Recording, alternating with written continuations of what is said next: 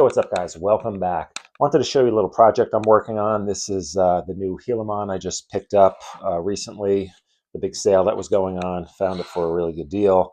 So decided to jump on it. I've been wanting this truck for a while. I just thought 600 bucks was a little bit steep. So it was on sale, the red one.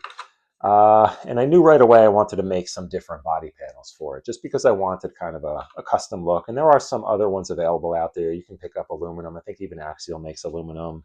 Bunch of different options, carbon fiber from Vitavon and so on. But I've been a big fan of working with Kydex plastic. Kydex is a thermoform ABS plastic, so that means if you heat it up, you can make it into shapes and it will retain that shape when it cools off. So I've done quite a few projects on that, and I've been promising you guys I'll do a video on working with that stuff for a while. So I figured this will be a good start to show you guys how I made these body panels, because this is one of the more basic projects that you could do with this stuff. Just because a lot of these panels, like these side panels, are just flat, right? You just trace out the original panel onto the new material and drill the holes, shape it nice, sand it down, smooth it out, and you're good to go. And you really only have two curves here that we had to work with. So I'm going to show you guys how I made those. And I will do another video getting into more kind of complex projects working with this stuff. Now, what I used for this project here is actually a different name brand. Kydex is actually like a name brand for the thermoform plastic, and this is a company called Holstex. And majority of these are made specifically for people making holsters, right? Like you can form this around whatever shape you want. So they really, what you'll see this advertised as most, and most of the pictures you'll see showing the colors and stuff are going to be holsters. But it's really cool material. I went with this carbon look, and that's mainly why I ended up with a different brand, Kydex. I don't know that they make a carbon look in Kydex. I'm not sure, but this was just the brand that I found that had the coolest colors.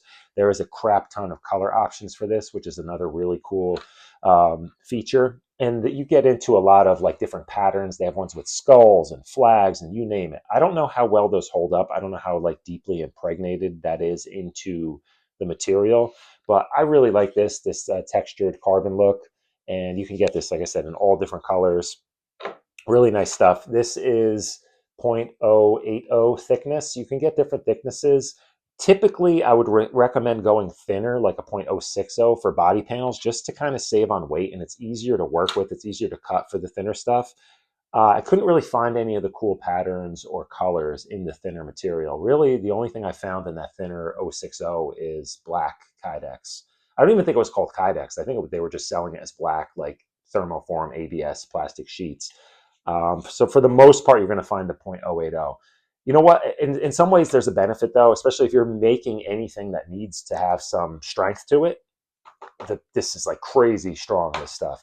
And the nice thing with the hood now, it's like the original hood is just like floppy, you know, feels like it's going to fall apart when you open and close it. This worked out really nice. So I'm going to take you through the steps on this. It's relatively easy. You just need a heat gun, like a hair dryer on high. I don't know, it might get hot enough. It needs to get decently hot. I use a heat gun on low, and just be careful with it. You can actually distort this and melt this if it gets too hot, if you hold it too close. So just be careful with that. But I'll take you through the steps that I did to make all of these panels. And just let you know, I'll link this stuff up down below if you want to check out this brand. But if you just do a search for Kydex plastic sheets on Amazon, I'll link up the standard Kydex so you can find some stuff. I'll throw a couple links in down there anyway, but I'll link up this specific brand, and there's a bunch of different colors and stuff you can get with this. And it cost me, I got like 2 8x8 sheets to do all of these panels, and I had a decent amount. There's way more than this left over, but I think you need at least minimum 2 8x8s, just the way the layout is on the two sheets, just so you don't like cut yourself short in any way. 2 8x8s seem to do it, and they were like 15 bucks. So this whole project cost me 15 bucks, and I had a bunch left over. I even made, if you can see from there, this little like triangular insert.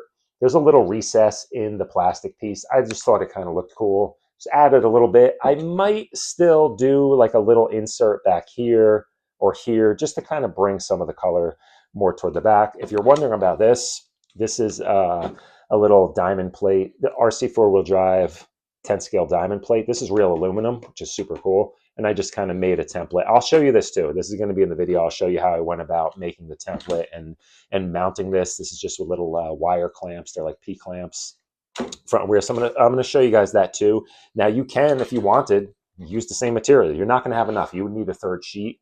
Or if you bought this in larger sheets, like maybe like a 12-inch, like an 8x12 or something. But you can kind of figure it out. And it's cheap enough. You can always order more if you run out. But I really like this. I think it's super cool and extremely durable. I mean, this stuff is like really hardcore. You know, you're not going to really break this. So I love the way this thing looks. This is just the start for this project. Oh, and in terms of weight, I don't know yet. I think hopefully before I edit the video, I want to pull these off, because the one other thing I will suggest, get yourself a screw kit if you don't have one already. Because of the thickness of the material, you probably want to run slightly longer screw, like 1 or 2 millimeter longer screws, just to make sure you're getting the full bite into the plastic. Some of them, I feel like the ones for the latches up here, I could definitely use longer ones. They really didn't grab into the lower portion of the little clip down here.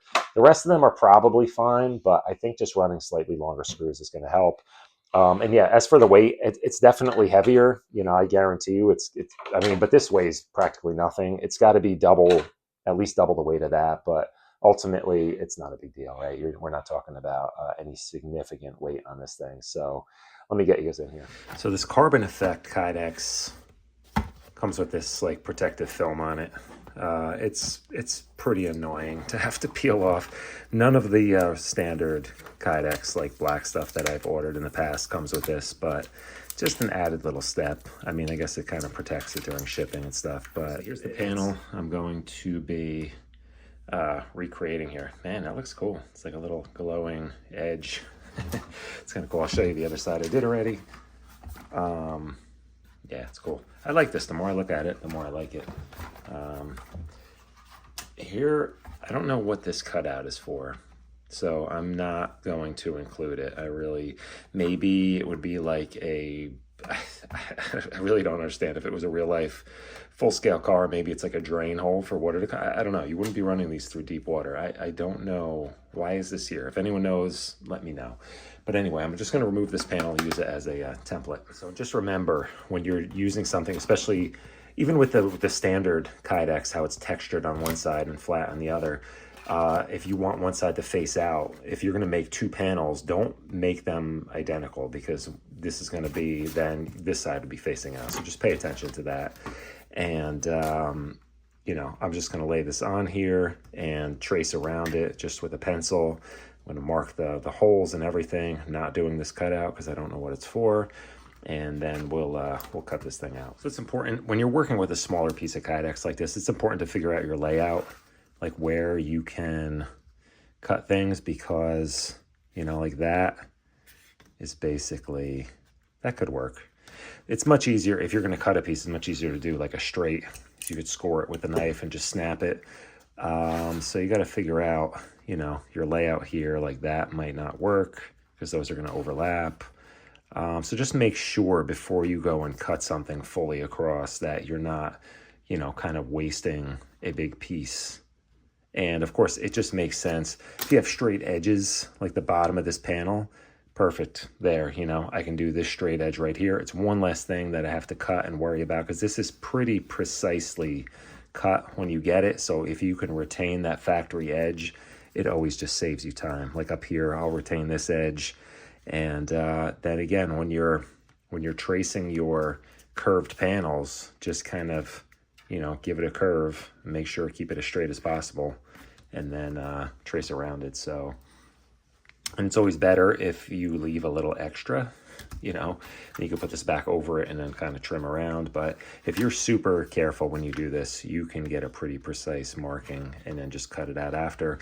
Just pay attention. I mean, you're following a curve of a really thin material, but when you're doing something over the top, when you get into really complex curves, right, you know, this, because it's the thickness of that, right, it needs to sit down here at the same bottom height, but you can't you know what I mean? If you're trying to make this curve on top of this or below it, you're not in the exact same center position here.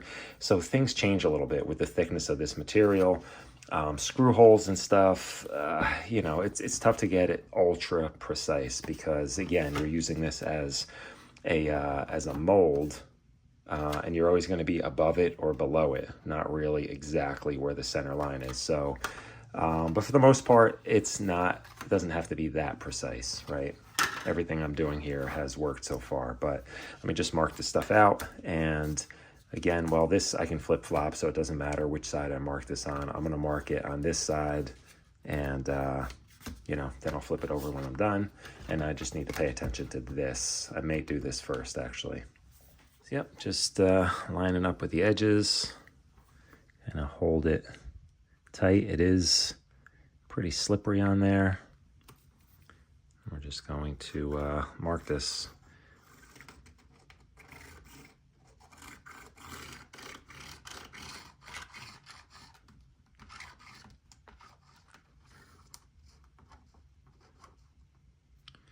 Mark the holes here.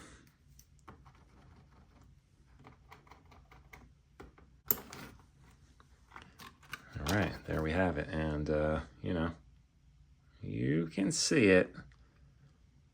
You can use if you use a Sharpie or something, you're not going to get as precise a line. Maybe you could kind of, you know, almost use like a scribe and it would kind of etch it in a little bit. I don't know, but this has worked for me. You just kind of have to hold it up to the light to really see.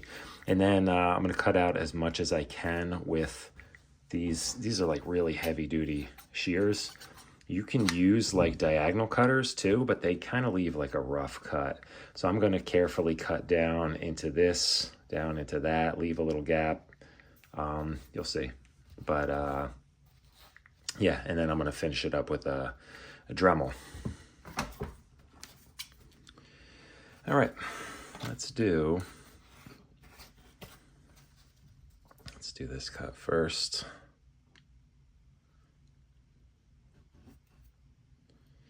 And it's pretty dang tough to cut this stuff.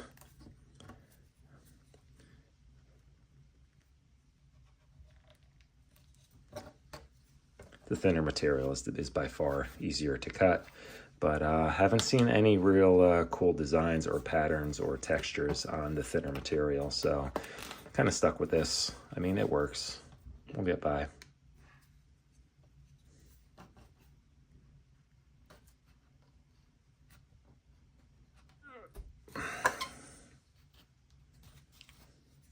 Just want to make sure I don't cut anything out that I need for the hood. All right. For this cut, because it's kind of in a tough spot here, I'm just going to do it with the a ruler in this, and it'll come out straighter anyway. It's one less thing I really have to work on sanding.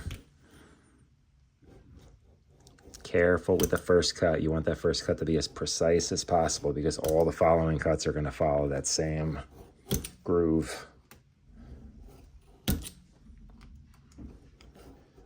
If you use a really sharp blade, which this is not, it's going to help, but you want to get fairly deep. It's going to really help score it. And then for here, this is going to eventually be like a nice rounded curve, but right now I'm just going to do a straight just so I can snap this off. I'm just going to kind of connect these two. Just be careful not to go too far. Oh, like I just did. You son of a bitch.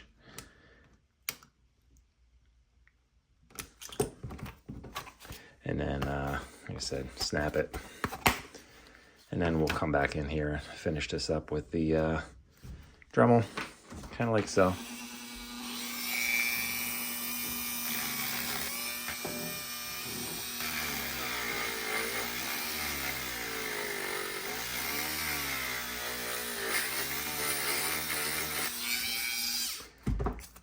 And, you know, whatever you can remove before dremeling is going to save you just a lot of time.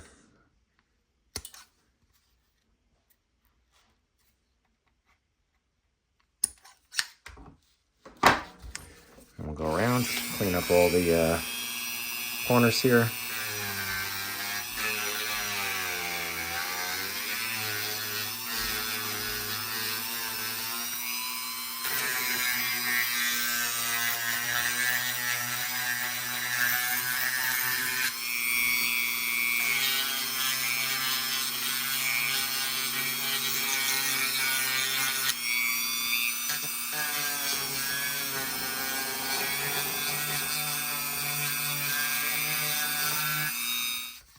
All right, and we could do like a final real bonus if your sandpaper matches. I didn't plan for that to happen. It just so happened that way, but you can really kind of like fine tune all of your edges here.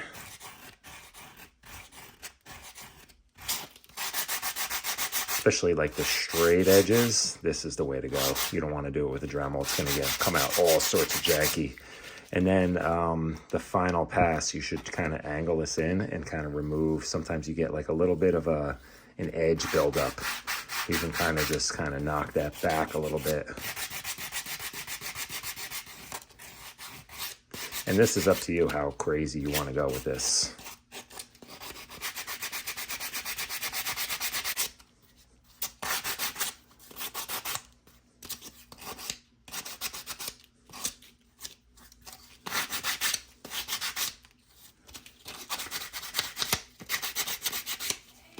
So another tip here, whenever possible, use the existing holes in body panels. Like I drilled one, put a screw in it, drilled another one, put a screw in it, and it just kind of helps hold everything in place and really just kind of ensures accuracy.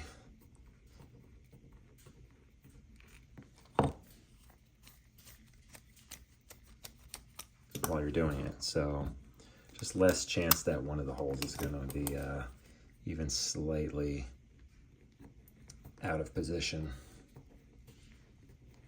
And these hand drills work great for this stuff. I mean, you don't need to use a power drill or anything for this, so you pretty much know that's going to line up perfectly there. I got to do a tiny bit of trimming here. You can see the edges are a little bit proud there, but overall, it should be good. Yep, perfect fit.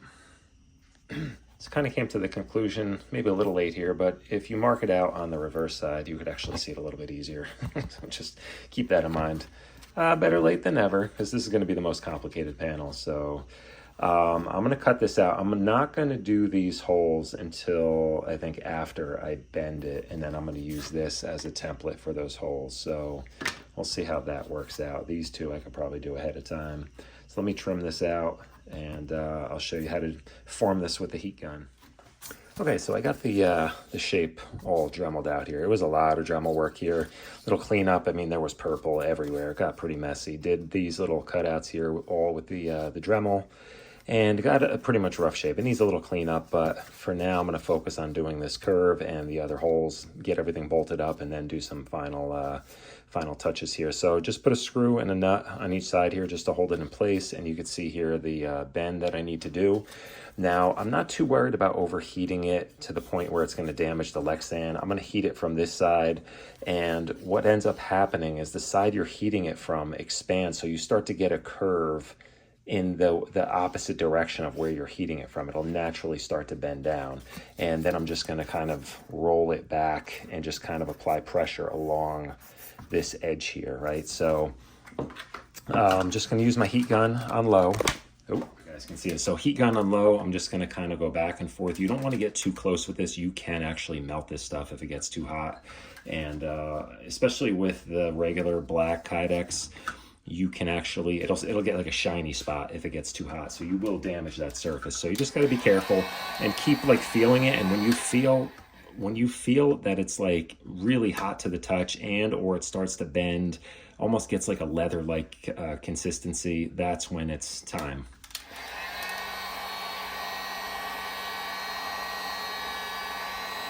So that was a little bit close. I'm going to pull away a little bit and just give it a little bit more time. Takes a little while with the thick stuff.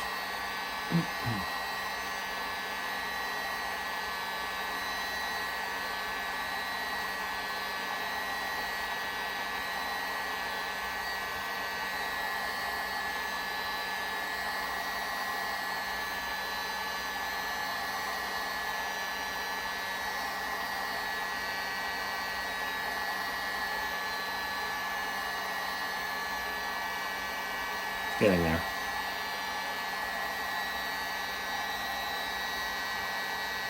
All right, almost there.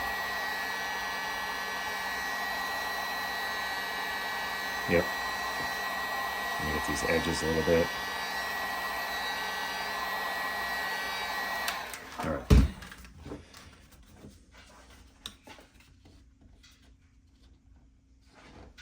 Just going to try to kind of keep everything as flat as possible.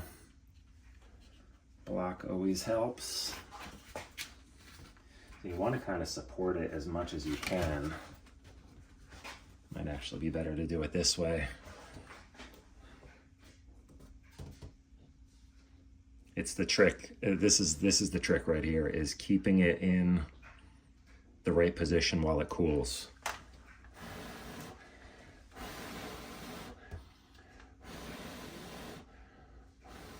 And depending on how complex a curve you're trying to make, this can be easy or it can be very difficult.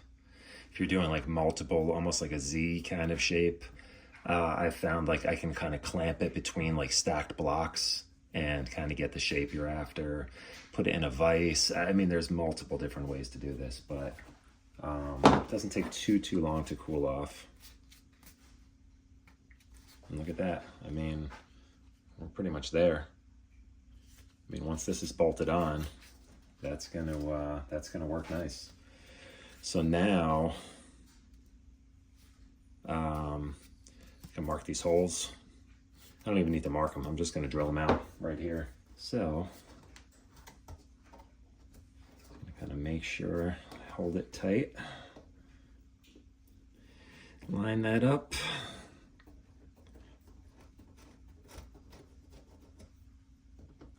Drill some holes.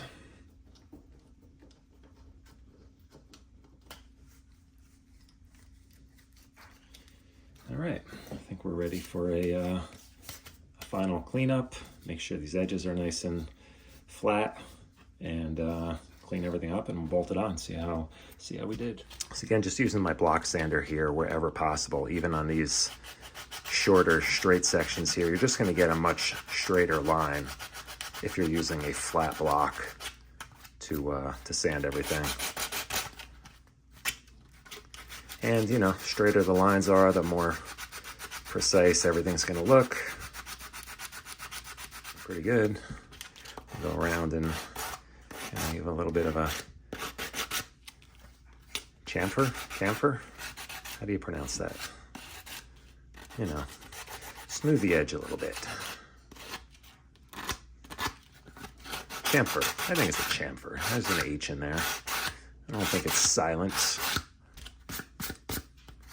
To come in here with a little bit of maybe a little round file.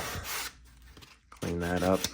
You do need to pay attention when you're using a thicker material here. I need to run slightly longer screws. They don't fully seat into that edge of the plastic retainer here, and they kind of just spin a little bit. So even the ones on these side panels, they went in like, they're probably fine, but I think I'm just going to go up another like 2 or 3 millimeters on the length of these, just to make sure they're all in there nice and secure. So always handy to have a bolt kit lying around so you can do things like that. But yeah, just pay attention to that. When you're going up in thickness, you want to use a longer screw. So here we have it, guys. This came out so cool. Seeing it all together now. The hood, I mean, perfect. I mean, look at that. It's so much better too. This thing, it was so flimsy. You know what I mean? Like this legit added some nice rigidity to the front here. It just makes it easier to snap open. I mean, everything about this is going to be so much stronger. If you fall, take like a pretty good tumble, land on the top here. I've had it on my Rift where I've landed on a pointy rock and cracked the cage in there. So this is super tough and durable. You're not going to have any issues with this. One other thing I'm going to do, see this little kind of triangle shape here, just to incorporate a little bit more color. I'm just going to cut a triangle same size, and I'll just use like some E6000 glue. This triangle isn't cut perfectly, but I think that's going to add a really cool little touch to this. And on top of that, I'm seriously considering making a little bed for the back of this. Just this looks like so unfinished to me. Now I could use, I may consider using some of this thinner Kydex kind of ABS stuff. This is the .060, really thin, really lightweight. I could do like a nice, and I want to, I'll do it the shape of this entire cage back here, just so it sits on top of this bar all the way around. I don't know, either black, I mean black kind of, that's kind of cool. That could be cool, man. It gives it more of like a, kind of like a finished, like almost pickup truck, flatbed-ish vibe. This is real aluminum diamond plate, 10 scale diamond plate. I think it's RC 4-wheel drive, if I remember right. You know, I have a big sheet of that. I don't know. It might be, I don't know. I gotta think about it. Another tip, if you want to mount anything to a cage, these nylon cable clamps, commonly called P-clamps, and I'll show you why. I'll show you with a bigger one here. Oh, it's the letter P, essentially. But yeah, they have different sizes, so you find one that fits on the cage. Doop. Well, let's say you wanted to kind of have it facing out. So if you wanted to mount something to the cage here, there you go. You put the flat side out, and then maybe you have two of these, you know, and then you cut your shape out and boom, drill a hole right through where the clamp is, put a nut on the back, and you're good to go. So if you have something like, for example, on my Rift here, I use these P-clamps. 4, 2 in the back, and I mean, ultra secure.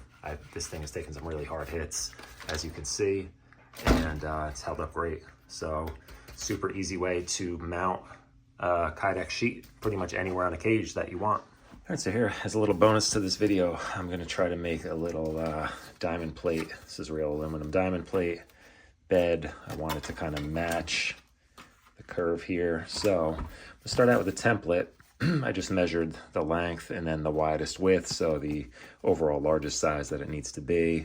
I think I'm going to be able to mark it somewhat accurately from the bottom, at least to get a start. I just need, it won't fit between the shocks here. I'm just going to do a quick little trim here and then hold it up underneath and do like a rough estimate of the shape it needs to be. Then we'll lay it in here and try to kind of trim out little by little until we get it just right. Okay, so this is the shape we're starting with. I'm just going to hold it under here and just like kind of really kind of crudely mark this up. And just trim off, you know, little by little. Okay, so very rough kind of estimate here. What I'm going to do now is try to do this somewhat mathematically. I'm going to measure the distance at the rear. I'm going to measure the distance here. I'll measure, and I'm just going to kind of make some reference points on this. And then we know that that is a straight line, so we should be good there. And then once I get it kind of roughed in, it should sit on top of here, where then I can mark it from underneath and come up with a pretty good accurate cut. So let me do that real quick. So here's what we're working with. I think that's good enough to transfer onto the aluminum, and I'm just going to really take my time with the aluminum and trim it out little by little. But you can see I didn't get these perfectly notched, but that's something I can do pretty much with a little Dremel, not on the cardboard. I mean, it might work, but I think we'll just tear it up. But when I do the aluminum, I could do like a nice round notch there, and it's just gonna kind of sit on top of this. I don't know, I'll see how I'm going to attach it. I may just use a couple little P-clamps. Well, yeah, I think a P-clamp up here, and probably there and there should do it. Those will snap on like that, and flat side on the top, and just 1, 2, 3, 4. Yeah, let's get that done. All right, so just transfer the shape onto the panel here. Just use the pen. There's a little bit of a clear plastic coating on this, so pretty easy to draw on. And you can actually score this and snap it with a utility knife as well. So you got to make a couple deep passes and then just kind of break it. So I'll probably do a square and then kind of work my way in, and probably do most of the finish work with a Dremel.